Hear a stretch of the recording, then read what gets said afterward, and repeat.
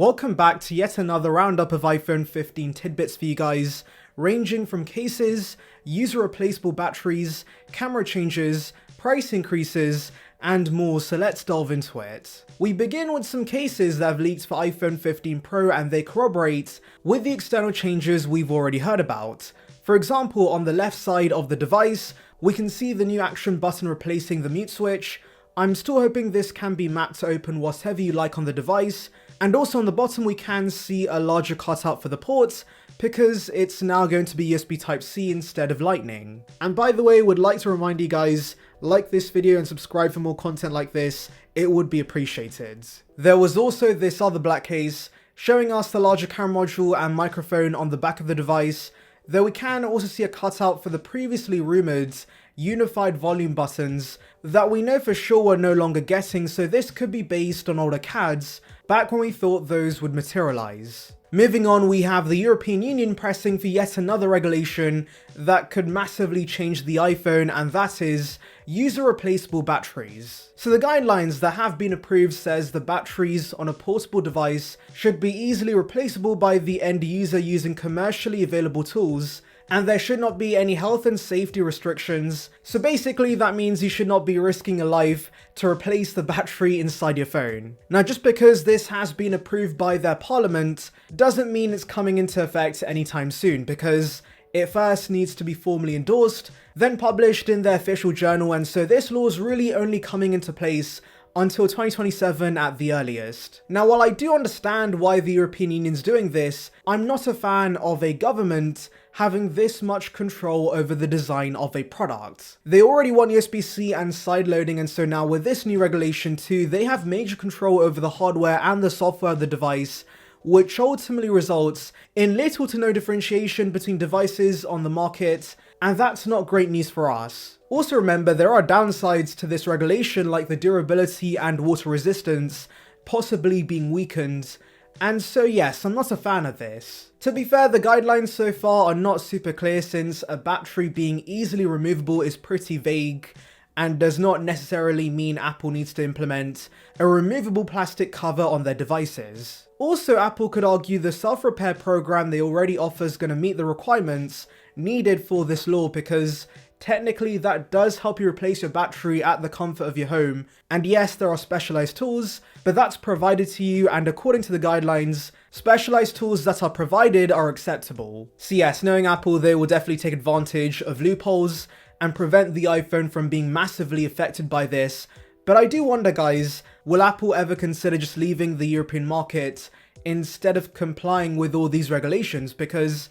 Europe is a pretty big market for them, but I'm sure Apple themselves are getting annoyed with all these regulations in place, and so if they continue to demand more things from manufacturers, there is a chance Apple considers leaving their market. Coming to some information from Weibo sources, apparently production for iPhone 15 begins at the end of June and the design has already been finalized, and that makes sense considering Apple always usually begins producing iPhones a few months before their release, because Apple ideally does not want any stock issues at launch. The source also does seem to suggest we're getting price increases. They say the 15 series as a whole is getting more expensive in China, and we have heard about prices increasing worldwide from other sources. Now, I do want to mention those previous reports only suggested the Pros are getting more expensive, which would make sense because they've got titanium now, and also a new periscope lens on the Max. But interestingly, this source says the 15 series as a whole is getting more expensive, and that's not exciting news because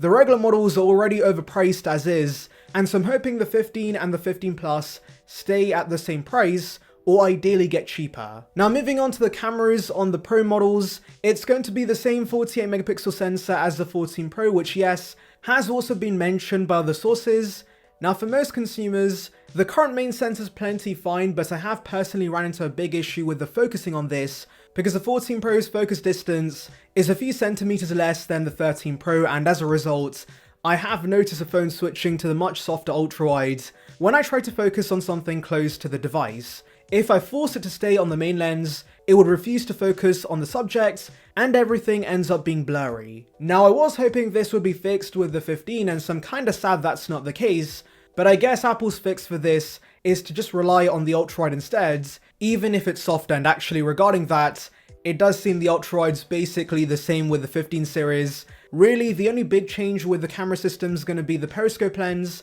That's apparently going to be 12 megapixels and should offer 6x optical zoom, which yes, might disappoint a few because it still does not come close to what Samsung offers. But to be honest guys, that's still double what they're offering on the 14 Pro Max, and I'm hoping with some computational upgrades, we see 10x digital zoom that's actually usable on the device, and a max of 20x zoom. Anyways, the source mentions other obvious tidbits, like this having the A17 Pro Motion, and the color choices could be, and I quote, Midnight Black, Frost Silver, Brilliant Gold, and Burgundy Red. Now I don't think those are going to be the official colors because Brilliant Gold sounds a little stupid, but red being the flagship color has been corroborated by other sources, so I do think that's going to end up being the case, and I know many have been looking forward to this. Also, while I don't think Apple's going to rebrand Space Black to Midnight Black, I can see Apple giving us a darker black this year because we have heard about this, and it's great news because I have a Space Black 14 Pro, and to be honest,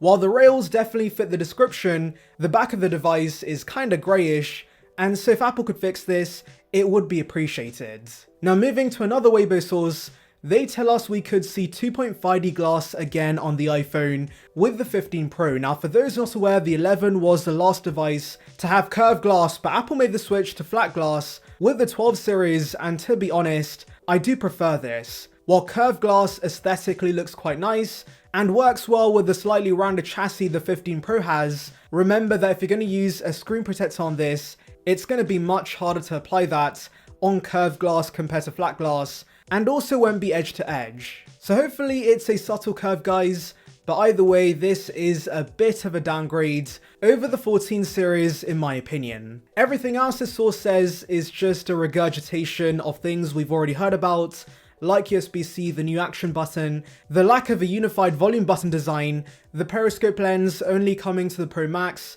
and finally they say there is a chance the 15 Pro Max could still be rebranded as the 15 Ultra, but personally I doubt this. We initially thought the Pro Max would be a Halo device that would have significant upgrades over the regular Pro, but that's really not the case. Yes, it has the periscope lens, but that's really the only difference. And so I think it makes more sense we see the Ultra branding next year because Gurman has told us we could see a new Halo device that's above the Pro and Pro Max. Also remember, we've heard about larger displays for next year's models. Anyways, let me know your thoughts in the comments, make sure to like and subscribe for more content like this, and thank you for watching.